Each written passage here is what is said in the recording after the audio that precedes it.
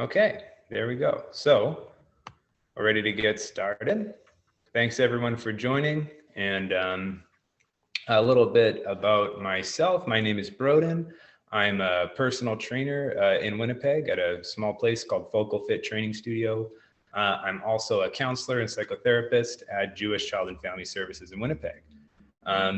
And this is an exciting opportunity for me to do this event. I was asked what I would like to do if I was going to do a webinar. And I thought that drawing from these two different worlds that I've seen come together in my work so often, in both my work as a trainer and my work as a therapist, I was very eager to put something like this together. And I learned a lot doing it. I hope that as I share this information, you'll all learn something too. I don't have a handout for everyone today. I'm going to talk about some studies and stuff like that I think are really interesting. So we're going to put my whiteboard skills to the test. I apologize in advance for my writing, but we'll try to follow it more as like a conceptual guide to what I'm talking about. We're just going to start out talking about the way that we are witnessing more and more all the time the profound interconnectivity of the mind and the body. It's probably going to take about an hour or a little less of me chatting, and I do plan to leave some time at the end for Q&A. So do please prepare your questions, and there will be a couple of questions specifically saved for the end that I will ask of everyone to if you could even just share even a sentence or two answer with us via email. And then that will very much shape what we do next week. We wanted it to be as interactive as possible. So today's more in the information, and then the following week we'll get much more into the interaction, and maybe even I may have the chance to work with some of you if any of you are open. And if not, there's lots of other ways that we can have kind of directly respond to some of the stuff that you guys would like to talk about or that you'd like to hear more about. So we'll get started for sure with the mind and the body. So I started out, the first time that I really encountered this in my work was actually as a trainer. I was in my early 20s, and I'm 31 now, I think. And so in my about that many years ago, so about 10 years ago, there was a lot of excitement starting in the personal training community over this concept that is now referred to as the mind-muscle connection. And so if any of you wanted to look that up later, you're welcome to do that. I'm going to talk about it somewhat generally today. But if you were to type in mind-muscle connection, peer-reviewed study, you'd find a lot of really cool stuff about this. And what that was just this study where they found that if they would hook up electronic measurement devices to people's muscles, and they'd have them perform usually a fairly basic small muscle group movement, such as a bicep curl.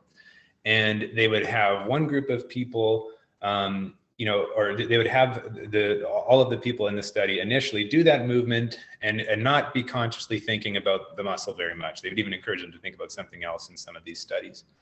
And then they also did another test at a different date of having people perform the same movement, the bicep curl, whatever that was, with a strong focus on imagining the muscle contracting, picturing it in their mind, focusing on it with as much of their mental energy as they could muster. And they found a remarkable difference of their studies have ranged from in the mid-20s to low 50% more recruitment of muscle fibers in that muscle group when the people are mentally concentrating on it. So that was really remarkable to me. And that was the first time I encountered this sort of merging. And it was of these two worlds, where just by thinking differently while performing a movement would physically change the way that the body responded, behaved, or executed that movement. I found that very exciting, and it's something I build into my training today as well. In the years that have followed, we have some really very fascinating studies I'm excited to share a little bit of information about with you. I first came across this information. I think this is a valuable source I'd like to pass off to everyone today from the content that's created by a physician from the UK. His name is Dr. Rangan Chatterjee. I promise it's spelled exactly the way you're going to spell it. And he's a great physician. He had a show called Doctor in the House where he would live with people for a month who had very persistent and treatment-resistant health problems. And he would, by living in their home and watching videos of them sleep, to, a very high level of immersion in their life, he would administer treatments that were very simple and often very natural, you could say, and get really remarkable results. And he also has a podcast, which is where I began to find a lot of these things and did some follow-up research to prepare for this evening. So one of these studies, it really shows how it's only because of the relationship between the mind and the body that we experience any consequence in our body as a result of our mind. So there's a neurologist from Harvard did a study. His name was Alvaro Pascaleon. And in his study, he had groups of volunteers, 2 different groups, okay? So here's the whiteboard. So there was 2 groups, one of them, group 1 and group 2 here. Group 1 would play piano. And what they played the same notes over and over and over again for 2 hours a day. They would play these notes, not all at once. I think they had some mercy, they divided up over a period of the day. You could play those notes for 2 hours. And the other group would just imagine playing. Oops, I told you about apologizing for my writing in advance. Is that big enough? Maybe if people don't mind, just letting me know if you can read that. My screen is very small, but I'd just like to know if that's legible. Not so much the technique of the writing, but if it's big enough. So these are the 2 groups, and the other group would imagine playing the notes for 2 hours at a time. Good. Okay, some people are saying they could see. At the end of this study, they were just curious about what sort of changes would happen in the brain when people were executing that motor skill, right? And they expected that both groups, their hypothesis is that they would experience, a higher amount of neural pathways formed in that part of the brain that they were taking a look at, where this would show up as stimulation. And the group that was moving their hands would probably have a little more. They just thought that made sense, that by actually engaging your body in the physical motion of playing these notes, you would have more, activity and more consistency in that part of your brain where this was observed. And at the end of the study, what is very almost creepy to find is that there was no difference. The researchers, except for the fact that they had organized the 2 groups, they could not tell the difference when they looked at brain scans as they performed the movements of who had imagined it and who had actually performed the skill. So that's really remarkable, and this is something that we've known about from sports for a long time. You may have heard about visualization. Athletes often will visualize themselves executing their skill and even winning. And they'll focus on that for hours a day. Then that's part of their training. And this just goes to show that, that was obviously very useful. And it's really kind of remarkable that by not even physically practicing at all, we can become more efficient at a motor skill. So that's very exciting to start. And it got so many people excited, in fact, that they did another study. This one, to me, was even stranger. So there was 2 groups again.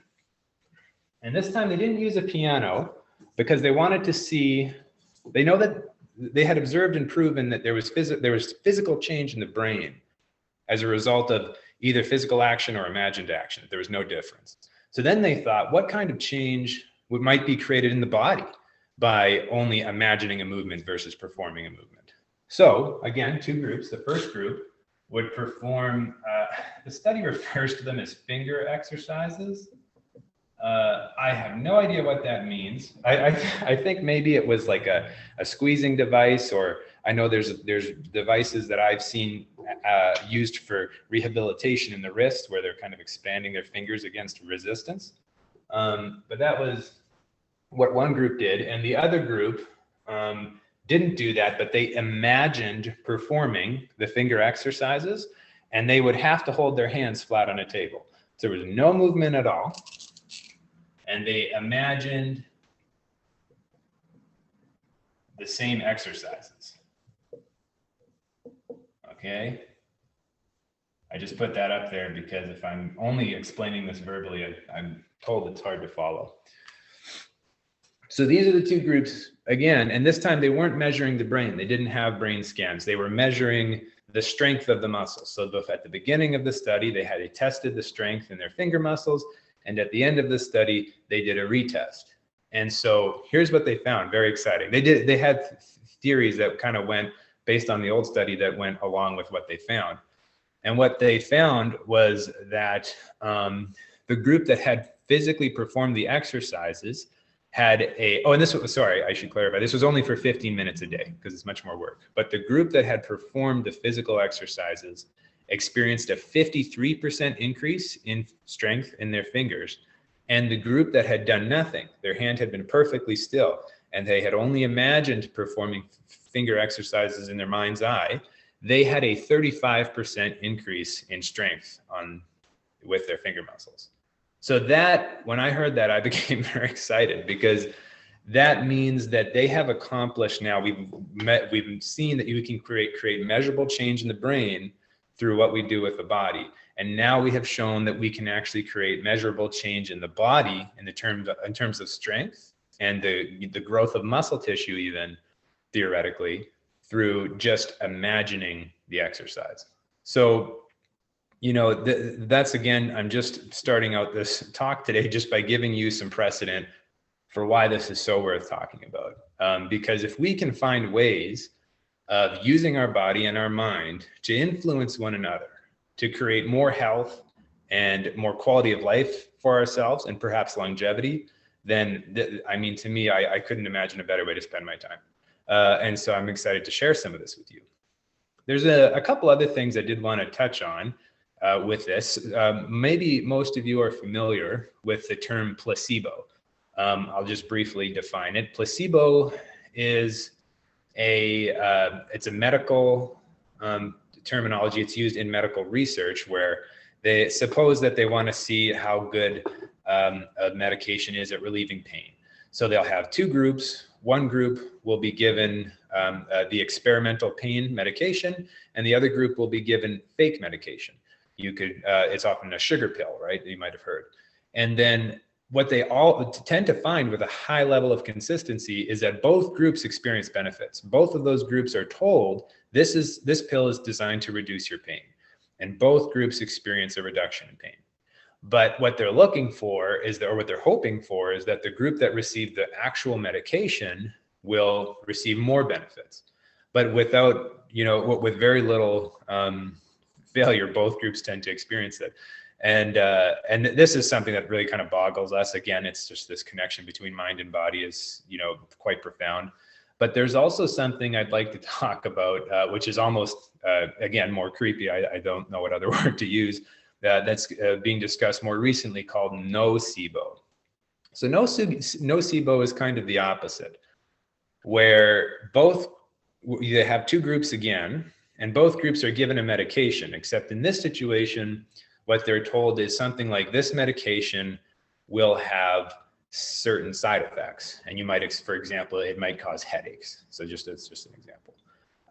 And one group will be given the actual medication and the other group will be given, again, a fake medication.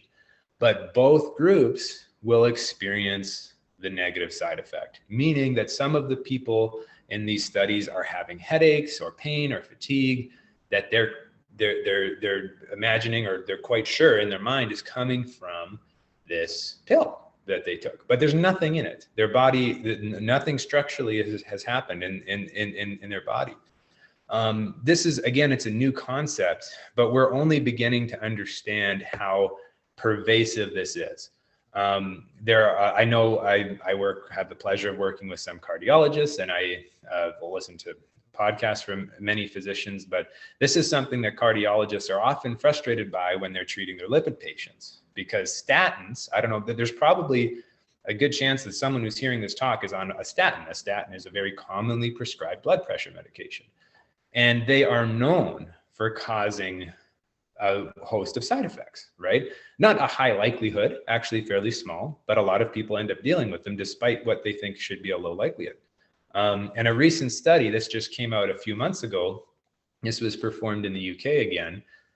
They performed the study as I explained. One group was given the real medication, one group was given no medication, and they were told it was a statin and it may cause certain side effects. And what they were able to determine from that study, it was a massive study, hundreds and hundreds of patients.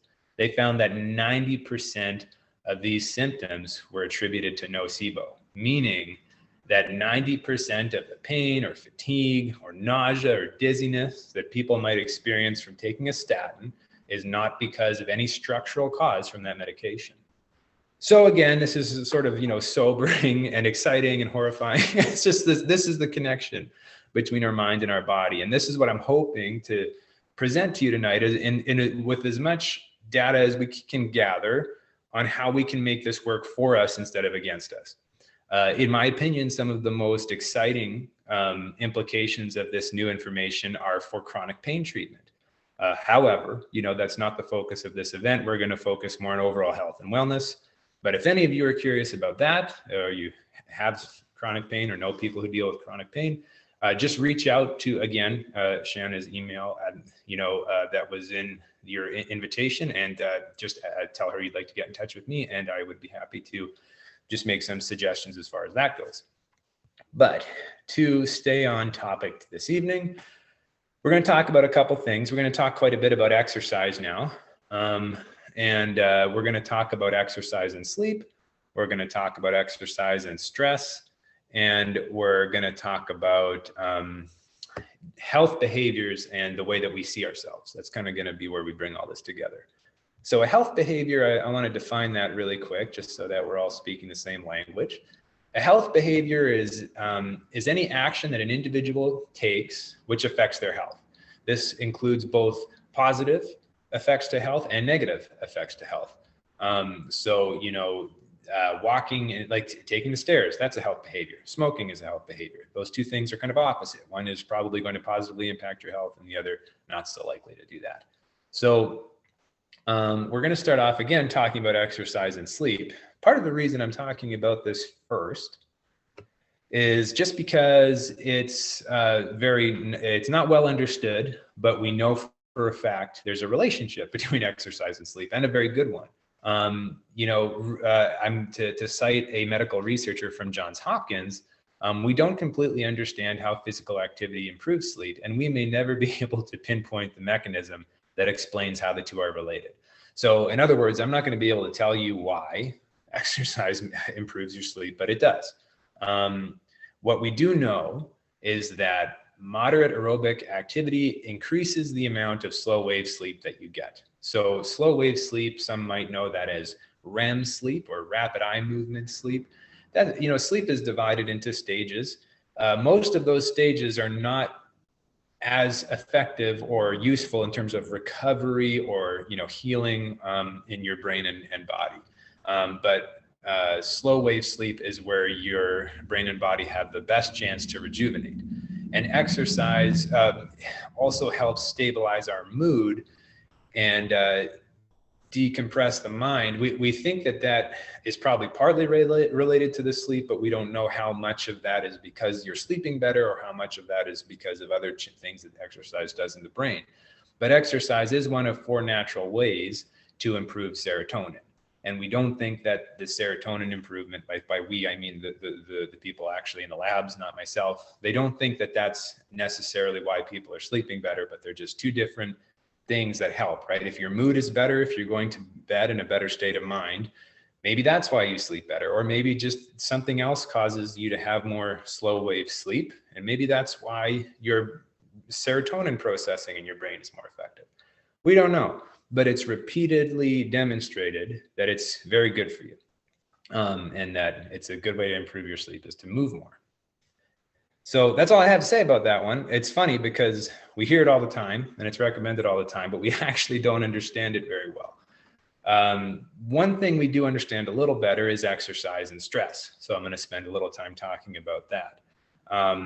The one thing a lot of people may be expecting me to talk about are these things called endorphins. Endorphins are natural painkillers. They're a chemical that your brain releases when you're either in pain or, exerting a high level of effort. Like, they are released during exercise. That is true. But there's actually very little evidence that endorphins have any positive or have any carryover effect to stress.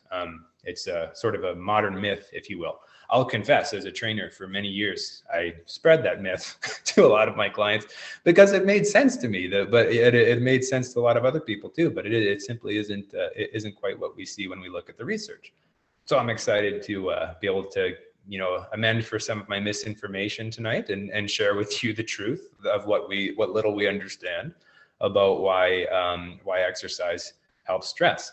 One kind of strongly emerging line of research points to something people are less familiar with, which is the neuromodulator norepinephrine. So the theory is that we do know from research on animals dating back to the 1980s, because a lot of these studies on the brain, just to tell you why we don't know more, is because in order to know what sort of chemical shift has occurred in the brain, you often need to physically take the brain and destroy it or a part of it and then measure it. And we don't want to do that for some pretty obvious reasons. So this information is costly, it's hard to come by, and it requires a certain degree of suffering that I think understandably science likes to avoid when it can. But we know from studies, even in animals dating back from the 1980s, that exercise increases concentrations of norepinephrine in the brain. And what norepinephrine seems to do,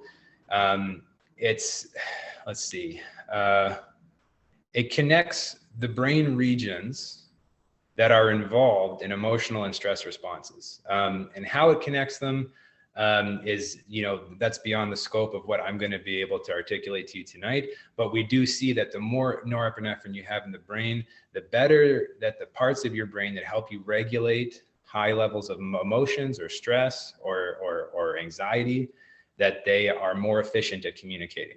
So, and I'm distinguishing that because some things that we do, and we'll talk about a lot of this next week too, change the size of certain parts of the brain. So meditating is known for increasing the size of your hippocampus. So that's different. That's like literally making your brain more strong or more capable of something.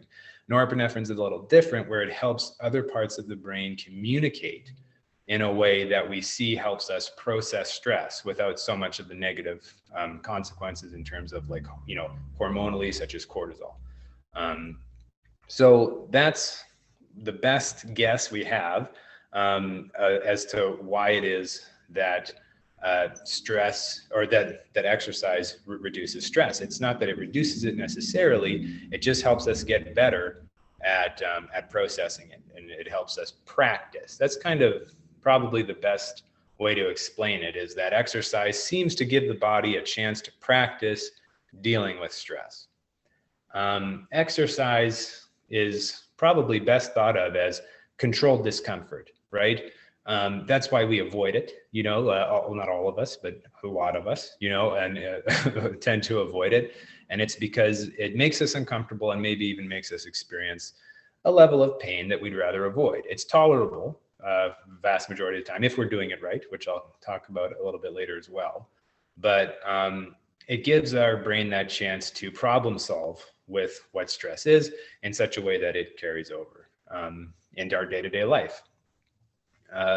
So when you engage in strenuous activity, you're essentially mimicking the responses that come with anxiety. You're mimicking things that come with, panic or worry, even on some small level. In your brain, they would look similar.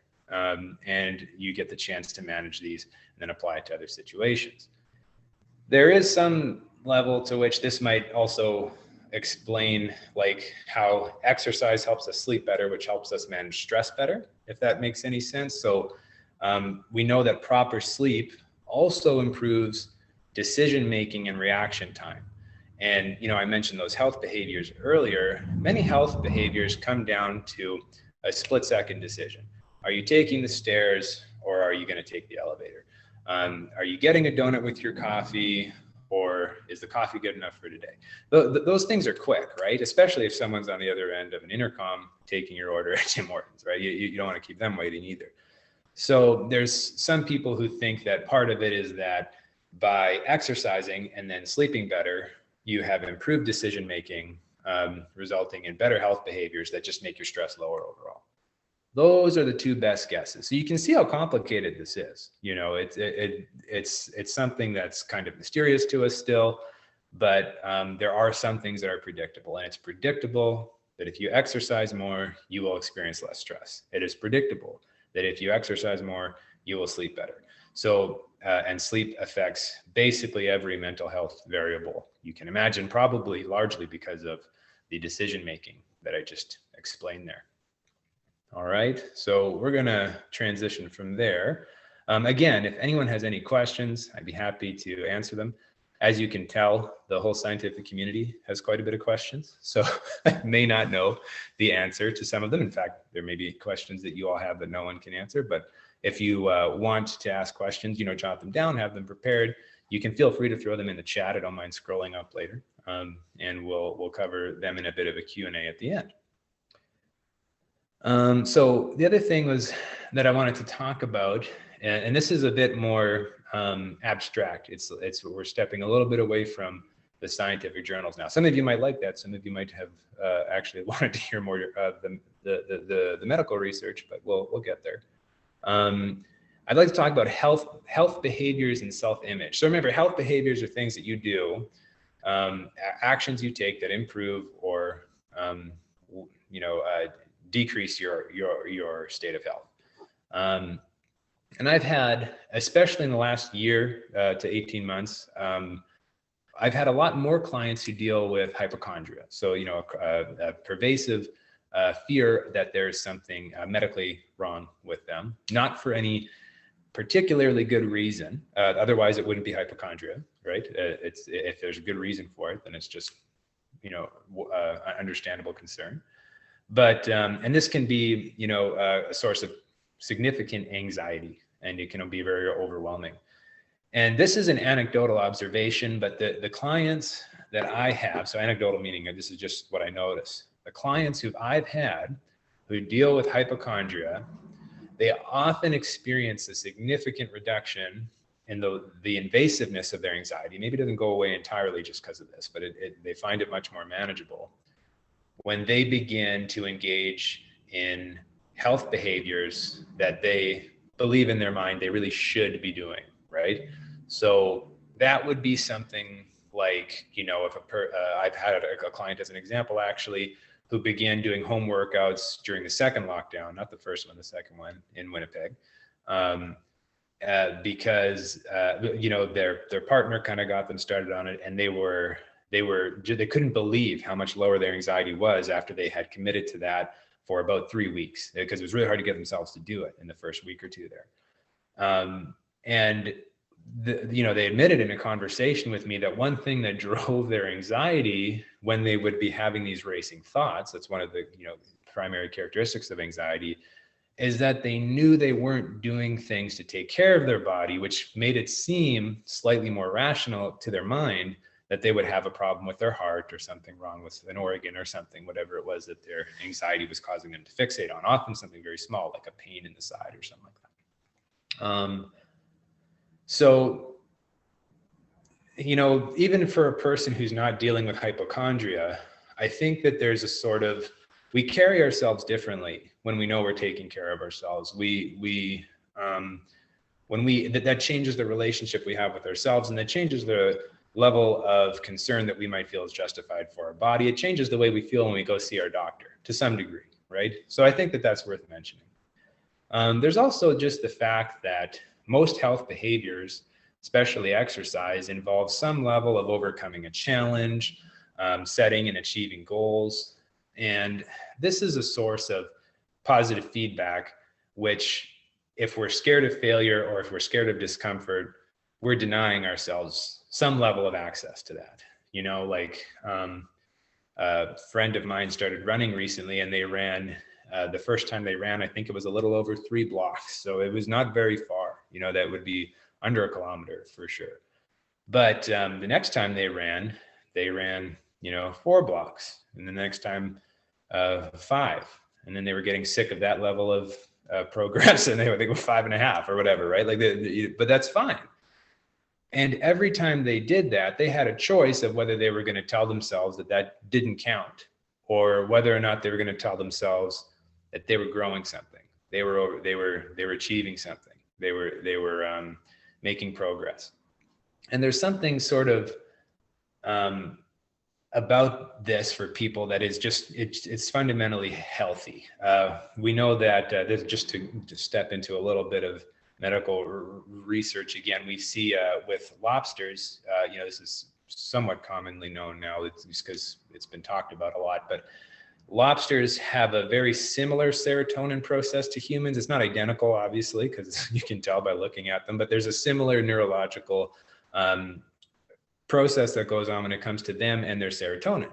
So we observe in lobsters, they're very territorial. So when they are crossing one another's territory or interacting with each other, and they're maybe competing for a mate or food or whatever, most of the time it's just they show off, they get the claws up there and do a little dance.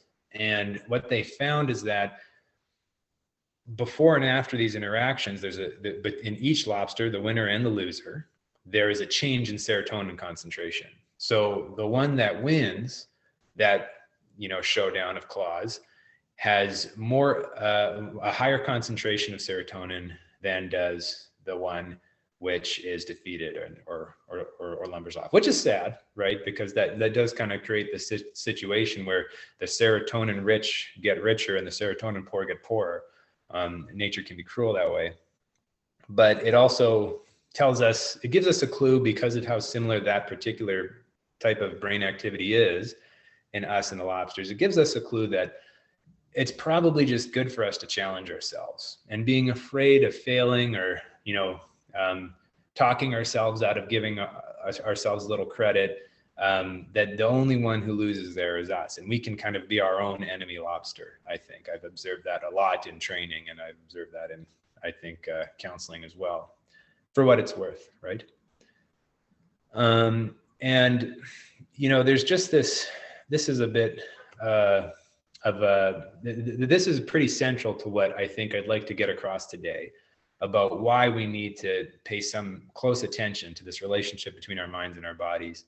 Because part of the reason that they're linked is because we are in a non-optional passenger situation with ourselves throughout life, right? So as much as possible, I believe exercise or health behaviors, of any kind, whether it's eating a little more, or eating a little better, which may mean more, or moving a little more, is something that we should do because we value ourselves, and not in order to prove to anyone else that we are valuable, including us, right?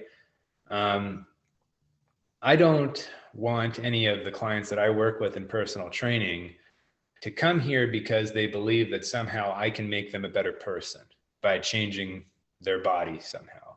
I really want them to come here, and I work rather diligently to get them to a place that I feel is at least closer to this than when I met them, to a place where they're coming to work with me because they are valuable, and they want to show that to themselves by the way that they use their body and the way that they have a relationship with food. Humans form relationships with all kinds of things, food, exercise, numbers, and numbers is a good example of this. Most of us in North America, almost everyone I talk to about this has what they would call a scary number on the scale, right? So a scary number is, I think we could, it's a number that if you see that when you step on the scale, it's scary. It makes you feel bad about yourself. It makes you concerned for your health, or just think that you're not doing well. And, that's in my experience, that's a very poor motivator. So we'll talk a little bit about that now in terms of motivation, because I'll kind of explain this difference in something that we would see in maybe a doctor's office. Okay. So when someone goes to a doctor, one medical measurement that I believe we should pay attention to would be a waist circumference measurement. Okay. So for males if your waist circumference measures greater than 40 inches, that means that you're at an increased risk, not guaranteed, right? There's always exceptions and all this, but you're at an increased risk statistically for heart disease and diabetes. Those are preventable diseases that now you're at a higher risk of dealing with if your waist is over 40 inches and you're a male, because you possibly because you're either eating too much or moving too little, or both, or some other complex cause. That does happen. It's the exception, not the norm, but it can happen. For women, I believe it's 35 inches. So suppose you go to your doctor, he's taking your height and your waist and your body weight, and someone's doctor may say to them, I've had clients meet me at my studio who this is why they met me. Their doctor said to them, based on this measurement, yeah, I think it would be in your best interest to lose some weight. It would increase your chance of avoiding these preventable diseases and possibly increase your lifespan. So that person, right in that moment, there's something that's going to happen in their mind that is going to decide what level of change they can achieve in their body. And it's going to decide how sustainable that change is going to be, in my opinion. So what I think is going to happen there is that person is going to tell themselves one of two things. One thing they might tell themselves is that, okay, my doctor is telling me that I am lazy. My doctor is telling me that I am fat and I need to lose weight in order to be good enough, in order to, deserve self-respect. And that person, and I've seen this many times, and now in both of my careers, that person is at a much higher likelihood to change like 80% of how they spend their time, to exercise in ridiculous, unsustainable ways, 5 times a week, running every morning or something like that. They're going to spend a lot of money on stuff that maybe doesn't deserve their money, in my opinion. Hopefully I'm not one of them. They're going to be much more likely to change the way that they eat in a way that is probably harmful, and certainly unsustainable. And they may lose weight. They may lose, and weight is the operative word there, because if you do all those things too much, you're much more likely to lose muscle mass, which is very precious. And it's good for your metabolism. It's good for your health to have more muscle. And whatever weight they lose, they're much more likely to gain back. I don't have these statistics readily available, but I've read them many times, and they're not changing fast enough, in my opinion. But we don't have a weight loss problem in North America. We have a keeping weight off problem, because when people who are in that range of obesity 1 and 2, when they lose weight, they often gain it back within 12 months usually, or 18 months most of the time. And that's because they're doing things that they can't do for 12 months. They can't do them for 18 months. It's too unpleasant. It's too unbearable. And they're doing it from a place of, a poor relationship with themselves. The other choice, though, again, going back to that doctor's office that person has, they might think, okay, I'm at my core a basically good person. I'm valuable to my community and to my friends and family who love me. And I would like to take care of myself to ensure that I spend as many years as I can in health with these people and with myself. So that person is much more likely to start slow, be like, okay, this week I'm going to take the stairs, and I'll take the stairs from now on, but that's the only change I'm going to make this week. I've got a lot going on, and that might be a change that they sustain. So they're taking the stairs at work. That's no silver bullet most of the time, but that's awesome. That's going to be a big change. That means their heart rate's going to spend a little more time being a little higher. And that person might then, because that wasn't so hard and it doesn't cost them, a whole lot of mental health or willpower, they might say, okay, you know what, I'm gonna stop getting that donut with my coffee. I'll get myself something a little smaller, a little treat, maybe a small Danish or something instead of a full donut. Again, no silver bullet, but it counts. And if they're consistent, if they maintain that, maybe another little while later, they drink less calories, right? They're still enjoying their favorite foods, but they're just reducing how many calories they might drink. And they might enjoy some other types of drinks that are, that are still different than maybe just water, but that are still fun in some other way, like carbonated water or whatever. And so on and so forth. I think you get the point. This person might then go back to their doctor 6 months or 12 months later, and their doctor might say, oh, okay, in the last, 12 months, you normally don't see your doctor every 6 months. I have lost, or you have lost 8 pounds, right? Nothing crazy, but your waist is it's really close, man. You're almost there. And you've,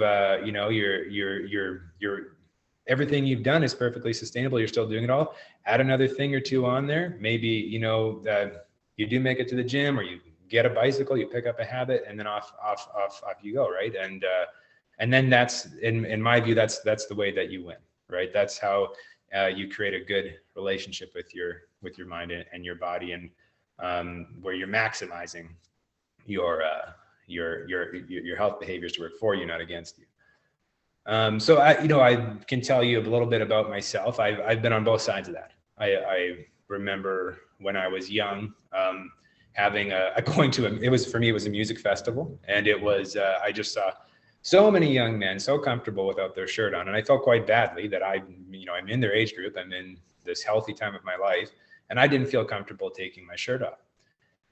And I did not have the favorable orientation. I decided in that moment that I'm going to not feel great about myself until I feel comfortable taking my shirt off. And so I began to change my behavior. I didn't really know what I was doing. I wasn't a trainer at this point. And I began making fairly extreme changes to my health behaviors, which I do none of those things almost anymore, except push-ups. I think I did like crazy amount of push-ups or something, because that was it for me. That was going to be the thing that did it. And I don't do that many. I still do push-ups, just not that many.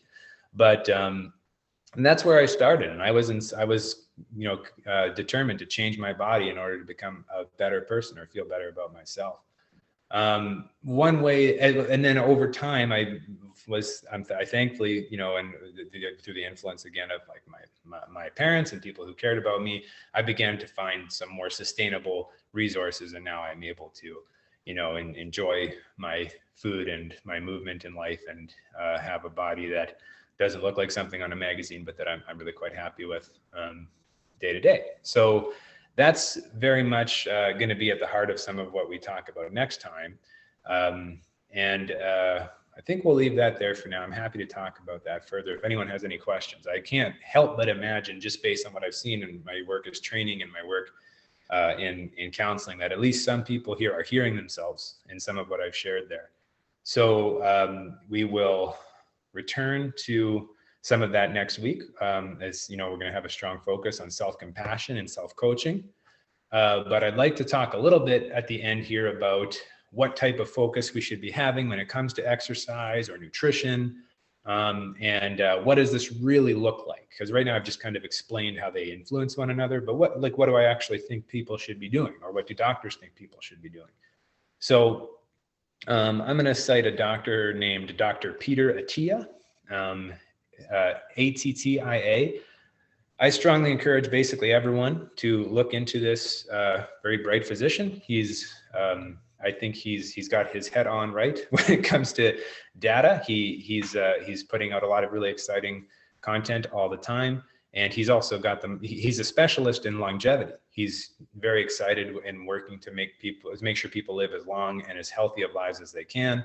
And he's also, in his more recent years, taken a strong mental health approach to it. To quote him, because what's the point in living longer if all you're going to do is be miserable?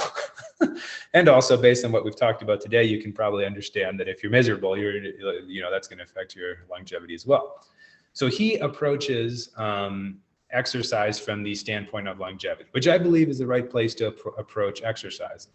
I do want to say that a lot of us have very polluted views, and I had for a long time. Even when I was a therapist at the beginning, I had very polluted views of proper eating and proper exercise because of weight loss and diet culture.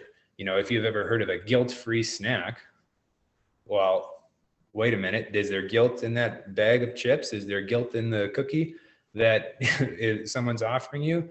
The guilt isn't here, right? And there's a culture of marketing that is very lucrative, which has, I think, hurt a lot of people, and it hurt me, and it hurts my clients, and I'm aiming tonight to at least undo some of that damage that makes people focus on the wrong things. That, you know, exercise shouldn't necessarily be all about what you're going to look like. I mean, that's fine if that's a big part of your goal. I have no problem, you know, admitting that I would like to improve my appearance when I'm exercising. It helps me try harder, but that's not for everyone. That's not necessary to live a full and healthy life. So we could probably spend a lot of time talking about that. I imagine actually we will talk about that a little bit next time. I'm hoping some of your questions may lead us there, but you can ask whatever you like. Dr. Peter Attia, again, focuses on longevity. So that's what I like to focus on too. So he divides exercise into 4 pillars. So back to the whiteboard.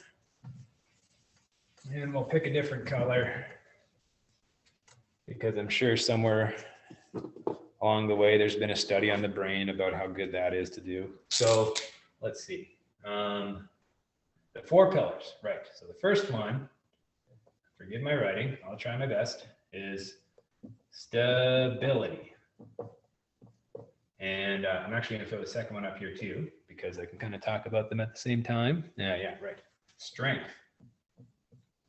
Okay, so if you're going to exercise, in Dr. Peter Attia's expertise opinion on longevity, your first priority should be stability.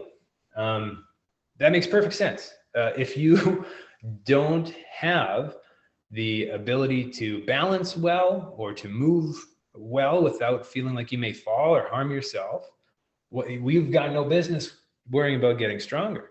This is a very important place to start, because this makes exercise sustainable. This makes exercise safe. And a lot of people who have bad experiences exercising, they skip this because of something that they saw in a magazine or a YouTube video that they thought should be more important. And the other one that he thinks should be prioritized is strength. There's a number of reasons for that, not the least of which is that when it comes to longevity, muscle mass is your friend. It's often referred to as oh crap, I just lost it. Like, it's unspoken epidemic, or like the epidemic no one wants to talk about. It's called sarcopenia, which is the loss of muscle tissue as you get older. And for some people, it's much worse. But if you are going to be entering the final stages of life and you're at a low strength level, indicating a low level of muscle mass, that's going to be more unpleasant for you. Your old age is much less likely to be something that you enjoy. And so these 2 things are the first priorities when it comes to longevity. And you know what? Strong people they're harder to kill. They really are. You know, a lot of, even if we were to look at some of the more extreme things that we're seeing come out of ICUs in the pandemic and everything, people who had more muscle tissue had better chances, and for a number of reasons. And there's muscles involved in breathing, right, in the lungs. And the more that you have going into any sort of crisis, or even just aging, the better off you're going to be. So those 2, I'd also like to draw some attention to the fact that you can improve your stability and you can improve your strength without ever really even sweating. You could probably do that. The level of discomfort that you're going to experience doing the types of things that might increase your stability or might increase your strength are much less unpleasant than what the vast majority of people are picturing when they think of exercise. You know, when we think of exercise, I mean, I wouldn't even mind hearing from you. If, like, what comes to your mind? Myself, this is still stuck in my mind. I picture someone just busting it, right? Like, just like breathing hard and sweating hard and, just suffering like quite a bit. That's still what comes to my mind. Or a CrossFit, some of that crazy stuff where they're throwing bars around and twirling them above their heads. That's not exercise necessarily. That is fine. Like, go nuts. Like, I do fun stuff sometimes that other people might think looks extraordinary, but these 2 things are worth your time and your energy, and they're not going to hurt very much. There's lots of ways to improve your stability and strength without causing yourselves high levels of suffering. The other one, this is where suffering, to be honest, it kind of comes into play, is aerobic exercise. So this is very important. fortunately. Your heart is, there's sort of this principle that we can't seem to get away from in the human body and in the brain, that the regions of your brain, the muscles in your body, their efficiency is use dependent. If you don't use them, you will lose them. It's just how it works. Your body is really not too interested in keeping stuff around just because you think it looks good or that it might be useful later. And aerobic activity exercises and uses your heart. And if your heart is well used, then it's going to handle disease better, it's going to age better, and it's going to keep you alive, right? It's obviously a pretty important organ. So aerobic exercise is something you could think of that as like a steady state cardio, just something that gets your heart rate up. It's not your maximum effort. Aerobic exercises, that might be something on an elliptical, a game of soccer. It's going to have plenty of aerobic exercise. A game of, football wouldn't. Football would be the fourth one, and we'll talk about in a second. But, even golf to some level, I guess, if you don't use the cart, it's going to get your heart rate up because you're carrying your clubs around, right? So there's lots of ways to get that sort of aerobic activity without doing something that you really hate, I hope, right? I mean, if you hate, I guess, golf and running and all those other things, and maybe I haven't checked the list yet, but I'll bet you any money we'll find you one. Okay, and the last one is a little lesser known, but most people have come across it. Is this showing up? Oh yeah, I'm not below you. Is check my spelling here. Anaerobic. So this one, to be honest with you, this one is pretty much, that's what most people picture. If you're doing anaerobic exercise, you're not comfortable. You're not having a good time, and your heart rate is at close to its maximum, right? You're really pushing it. Now, when you do this, you only do this for a few minutes. Like a common form of exercise people might have heard about is HIIT, H-I-I-T, high intensity interval training. That just means that you're doing as hard as you can for something like maybe as low as 30 seconds is a great place to start. Maximum of like a minute. Like you don't really do true anaerobic activity for more than that amount of time because you can't actually. You won't be able to sustain it by definition. But I would like to point out, though, that this is what a lot of people envision when they think of exercise, is this really unpleasant thing called anaerobic activity. But it's the fourth pillar for a reason. If you were to do just the first three, your organs would be in a really good state. You would have a high chance of living a much longer time, and you'd be going into your old age with quite a bit of muscle tissue and a healthy functioning heart. The anaerobic is great because, again, these organs are use dependent, all of them, including the brain, right? So if you don't use them, then that's going to be reflected. So when it comes to nutrition, I didn't save the biggest for last. I'm not actually going to talk about nutrition very much. I'm not a nutritionist. I'm a trainer. I'm a therapist. I do nutrition coaching as a trainer, and I know stuff about it. I just don't feel like I have the right qualifications to really stand on that at this event this evening. So but I do have two suggestions. One of them is, it's unremarkable. It's kind of boring. They're the Canada Food Guide. I know. But truthfully, like if you engage in these 2 to 3 sections here of the 4 pillars of exercise for longevity, and if you ate basically according to the Canada Food Guide, you would be in very good health, for sure. So those are 2 good resources. There is another app that I'm going to mention because it's very promising, and it's kind of very counter to a lot of that weight loss and diet culture that I was mentioning, which has done some damage. And it's called Noom, N-O-O-M. In fact, I might encourage anyone who is even remotely interested in losing weight in a healthy and sustainable and positive way to check out that app, N-O-O-M. If you're not that interested in weight loss and you just want to eat better, that it's still a good app for that. It's designed to support that goal as well. It's got a lot of strong research coming out. The British Medical Journal found that 64% of Noom users lost more than 5% of their body weight. Another journal, the Scientific Reports, found that 78% of Noom users had sustained that weight loss over 9 months. which is, again, that's remarkable. It usually was, I mean, I'd like to see more studies with the 12 and the 18-month marker, but that's still in itself good. A lot of people, it's already backed by 6. And the University of Sydney's Medical Center ranked Noom as the most effective out of 800 weight loss programs that they did big studies on. So there's a lot of good stuff coming out on Noom, and it's also, it uses some of the latest information in psychology in terms of behavior modification, and it very much, I can say from my fairly limited use of it, because I did use it for a while just to prepare for this event, it's quite positive. It doesn't approach from that, if you think of that doctor's office analogy, it does not take the stance that you need to demonstrate your worth by using an app or weighing a certain number. So those are the 2 resources I'm going to pass off to you as far as nutrition goes. I'm just more comfortable with that. There's be lots of professionals who would be more able to speak to the high level of detail that nutrition can be talked about in. But that's kind of bringing us to the end of the information content, and we're going to start switching towards a Q&A. So if you have any questions, I'd be very happy to hear them. You can throw them in the chat, or you can ask me yourself over camera if you prefer, or you can just use your mic. You don't have to have your camera on.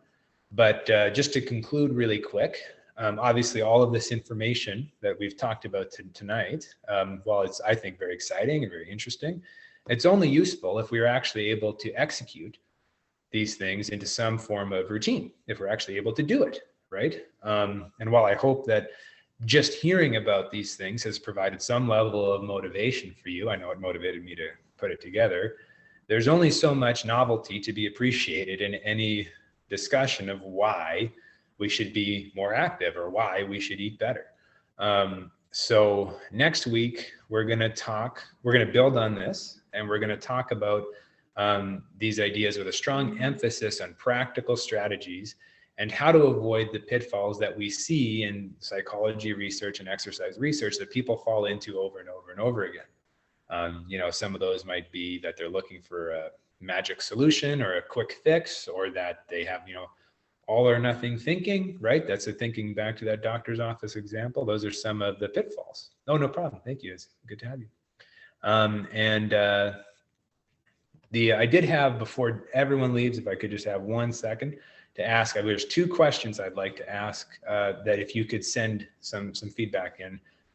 This is separate from the Q&A. I'm happy to do the Q&A though. So the questions that I have, there's one of 2. Is one, either please send, and that's, again, Shanna's email was in that email that you got with this link. Send us either some examples of how you have struggled in the past to sustain health behaviors. You can do that anonymously if you want, to sustain, positive health behaviors. So either ways that you've struggled, things that you've tripped up on over and over again, maybe, and just tell us about them. And we'll see if we can come up with, based on some of this information and what we'll cover next week, a way to help you get around that, so that doesn't keep, tripping you up with the same level of success that it's had. And then the other one, if you feel comfortable, sharing ways in which you may have struggled, even in your relationship with yourself. And for me, with making changes for the right reason, right? Maybe in that doctor's office example, you hear yourself in that person who's very self-critical. And I know I've been that person. I've been both. I think I'm very fortunate that I didn't spend too much time there, but I did spend several years in that state of mind. So those are the things I'd like to hear about, to discuss in more detail next week. But I'm going to leave it open to questions now that anyone might have about anything we talked about, or anything that you'd like to hear more about, or that you're curious what information I might contain in my head. And I'm very comfortable saying I don't know, by the way. So manage your expectations.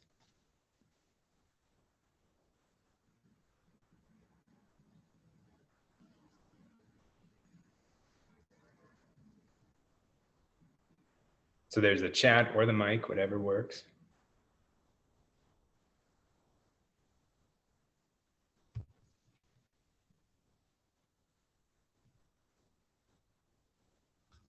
Oh, I got one here, maybe.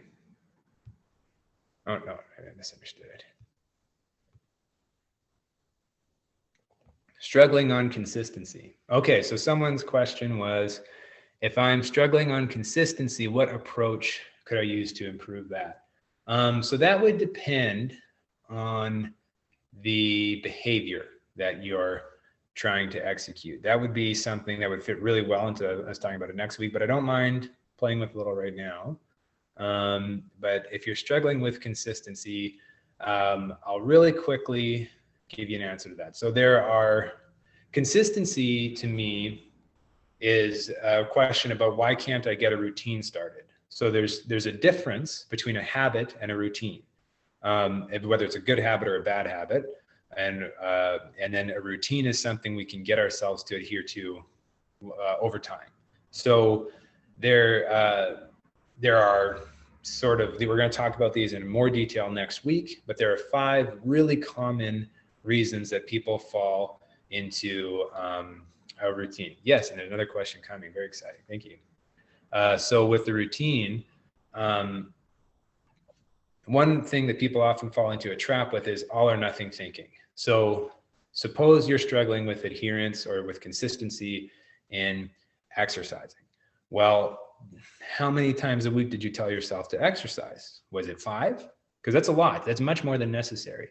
The general recommendation for how much exercise to get is 150 minutes of moderate aerobic activity a week, which you could easily accomplish in 3 under an hour workouts. So maybe that's one reason that, to assess for yourself, do you have all or nothing thinking? The other is that, you're looking for results to happen in a certain amount of time, right? Thinking of that person who's in that doctor's office and experiencing and being told that they, it would be in their best interest of their health to lose weight, that, they may not fully appreciate that well, the first time they might have heard that might have been in their late 20s or early 30s. So how long did it take them to gain the weight to the point that they were told by their doctor it was a concern?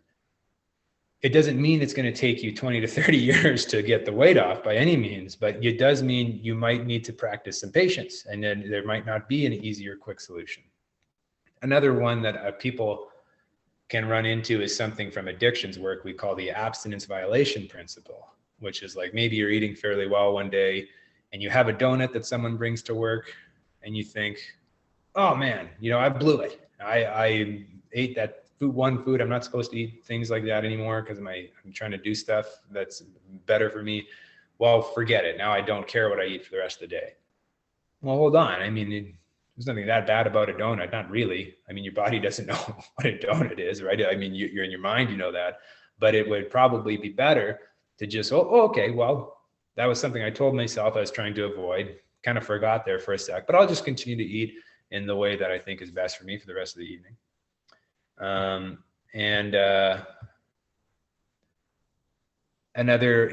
then with, so those are 3 of the 4. We'll talk about them more next time, but that's something that you can assess for yourself as well. One other thing might be, do you have a realistic standard of effort, right? Like if you might be pushing yourself to a level that you can't sustain too soon.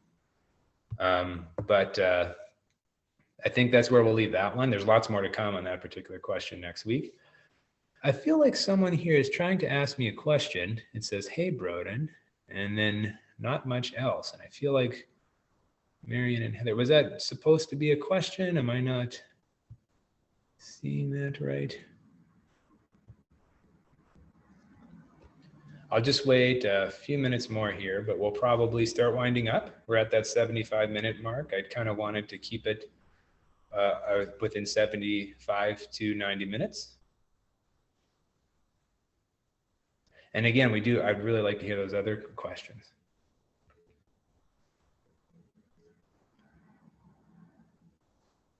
Awesome, that's great. Thank you so much. So they're just saying that they found those studies that we talked about very interesting, and they're looking forward to applying some of it in the next workout. Mind-muscle connection.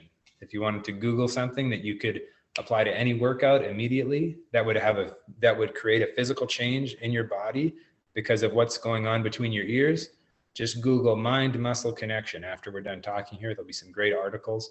Someone named Jeff Nippard, I believe there's 2 P's in Nippard, is a really good resource for the mind-muscle connection. He's got extremely good evidence-based videos on YouTube on that subject. So that would be a great place to start to apply the things we talked about tonight to your workout tomorrow or even after this. Oh, this is a really good question, and I'm going to have to flex my I don't know muscle, but we will talk about it a little bit because there is some carryover in what some of the things I was mentioning. So the question is, what is the relationship between exercise and the brain, exercise and brain health, i.e. Alzheimer's? So, sorry, that's a very good question. With Alzheimer's specifically, again, probably the best thing that we know, the most, one of the biggest things that we know exercise does for brain health, like I was saying about the norepinephrine, is that it increases the concentrations of norepinephrine in your brain. And that's going to make regions of your brain communicate with each other more efficiently. So that the implications of that for long-term brain health are probably significant, right? And that's just from exercise, and that changes your brain chemistry. So that's one thing I'd say just across the board. Having more epinephrine concentration is just good, and we know exercise does that. The other thing is that I would encourage, if you want to learn more about